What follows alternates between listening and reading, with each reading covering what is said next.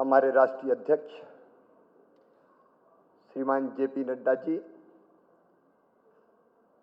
आदरणीय अध्यक्ष जी मध्य प्रदेश विष्णुदत्त शर्मा जी, मेरे सहयोगी मित्र सिंधिया जी, प्रहलाद जी, अश्विनी जी, फग्गन सिंह जी, बहन कविता जी और मित्रों, कांग्रेस ने टिप्पणी की कि ये नरक चतुर्दशी के दिन भारतीय जनता पार्टी अपना संकल्प पत्र क्यों ला रही है। कांग्रेस को, कांग्रेस के नेताओं को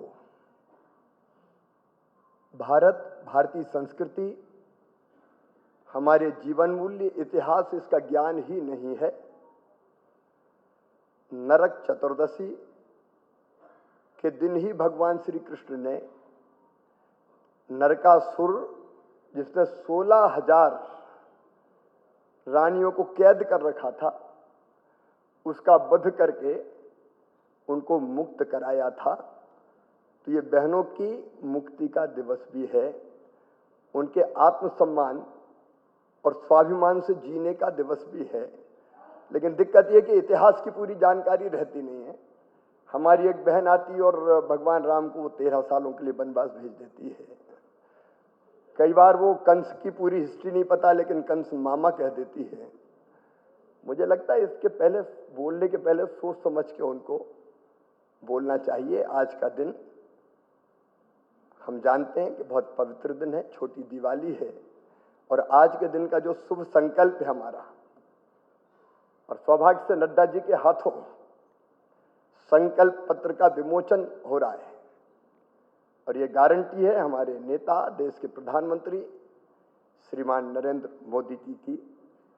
हम अक्षरशः संकल्प पत्र को अक्षरशः रोड मैप बना के मध्य प्रदेश के विकास के लिए और हमारे प्राणों से प्यारी जनता के कल्याण के लिए अक्षरशः नीचे उतारेंगे।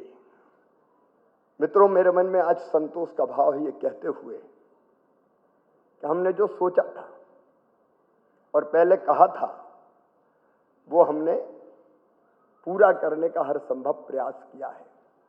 जो योजनाएं जन कल्याण की भी बनी, वो केवल कागजी योजनाएं नहीं थी। जनता की तकलीफ देख के, उनका दर्द और परेशानी देख के, और कई बार तो उनकी पंचायतें बुला के उनसे सलाह मशवरा करके हमने मध्य प्रदेश में कई जन कल्याणकारी योजनाएं बनाई। अगर हमने देखा था कि बेटियां कोख में मारी जाती है, बेटे ज्यादा पैदा होते हैं, बेटियां कम पैदा होती है, तब लाडली लक्ष्मी जैसी योजना अस्तित्व में आई। बहनों के राजनीतिक सशक्तिकरण के लिए हमने, मध्य प्रदेश पहला राज्य था जहां 50% रिजर्वेशन स्थानीय निकायों के चुनाव में अपनी बहनों को देने का काम किया। शायद मध्य प्रदेश पहला राज्य था जिसने 30% पुलिस की भर्ती में आरक्षण किया, 50% शिक्षकों की भर्ती में आरक्षण किया।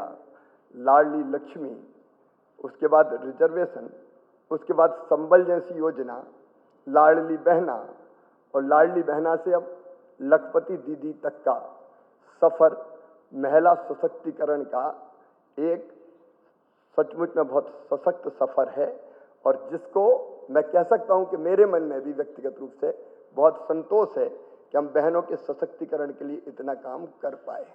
हमने देखा था बचपन में किसान की फसलें बिना पानी के सूख जाती थी, तो खेत में पानी देने के लिए सिंचाई को हमने हमारी प्राथमिकता में सबसे ऊपर रखा।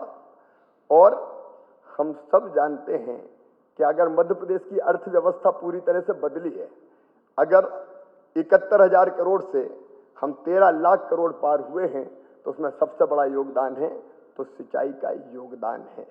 शानदार सड़कों का जाल हो, या बिजली का उत्पादन हो, या फिर फ्लोटिंग सोलर पावर प्लांट लगाना हो, मध्य प्रदेश ने कई पहलें अपनी तरफ से की है। 15-16% के ब्याज से घटा के 0% ब्याज करना हो, या किसानों को प्रधानमंत्री जी की किसान सम्मान निधि के साथ मुख्यमंत्री किसान कल्याण योजना के अंतर्गत राशि देना हो, प्रदेश की भारतीय जनता पार्टी की सरकार ने किसानों को भी सशक्त करने का काम किया है। गरीब कल्याण के लिए चाहे जमीन के पट्टे हो, पक्का मकान हो, इलाज की व्यवस्था हो, चाहे बच्चों की शिक्षा का इंतजाम हो। मैं एक पहल का केवल और उल्लेख करूंगा, वो है सीएम राइज स्कूल। हमारे बच्चों को उच्च गुणवत्ता की शिक्षा देने के लिए हमने कल्पना की और कोविड काल में हमने की थी कि बच्चों को अच्छे स्कूल चाहिए। अभी सीएम राइज स्कूल प्रारंभ हो रहे हैं, लेकिन हर 25-30 किलोमीटर के दायरे में भविष्य में सीएम राइज स्कूल हो, ताकि हम बच्चों को, गरीब बच्चों को भी, किसानों के बेटा बेटियों को भी उच्च गुणवत्तापूर्ण शिक्षा हम देते रहें। शहरी विकास हो, चाहे ग्रामीण विकास का मामला हो, निवेश लाना हो, चाहे टूरिज्म हो, भारतीय संस्कृति का पुनरुत्थान करने का सवाल हो। मध्य प्रदेश में हमने कई अनेकों ऐसे काम किए हैं जो मील का पत्थर प्रदेश के विकास की दृष्टि से साबित हुए हैं, और उन सब कामों को करते हुए मैं आज सचमुच में गौरवान्वित अपने आप को भी, पूरी टीम को महसूस कर रहा हूं। हमारे संकल्प पत्र के बारे में और जो हमारे विकास की यात्रा है उसके बारे में विस्तार से विवरण हमारे राष्ट्रीय अध्यक्ष जी हमारे बीच यहाँ उपस्थित हैं, वो देंगे। लेकिन 60,000 किलोमीटर टूटी फूटी सड़कों के दौर से आज मेट्रो रेल तक का सफर, हमारे टपरे वाली आईटीआई से ग्लोबल स्किल पार्क तक का सफर सचमुच में बहुत गौरवशाली है। और आज मध्य प्रदेश जो कभी बीमारू और पिछड़ा कहलाता था, आज हम विकसित मध्य प्रदेश बने हैं। और प्रधानमंत्री जी और केंद्र सरकार की कई योजनाओं में आज मध्य प्रदेश नंबर 1 है। स्वच्छता हो, जल संरक्षण हो, पर्यावरण बचाना हो, प्रधानमंत्री ग्राम सड़क योजना की गुणवत्ता हो, पीएम आवास हो, स्वामित्व योजना हो, स्ट्रीट वेंडर की हमारी योजना हो, पीएम स्ट्रीट वेंडर योजना, कई योजनाओं में मध्य प्रदेश नंबर 1 है। और नंबर 1 का ये सफर जारी रहेगा। और आज फिर हम संकल्प लेते हैं कि मध्य प्रदेश को देश के सबसे विकसित राज्यों में से एक राज्य, और मैं तो कहूँगा नंबर 1 का राज्य बनाकर ही हम चैन की सांस लेंगे। बहुत बहुत धन्यवाद।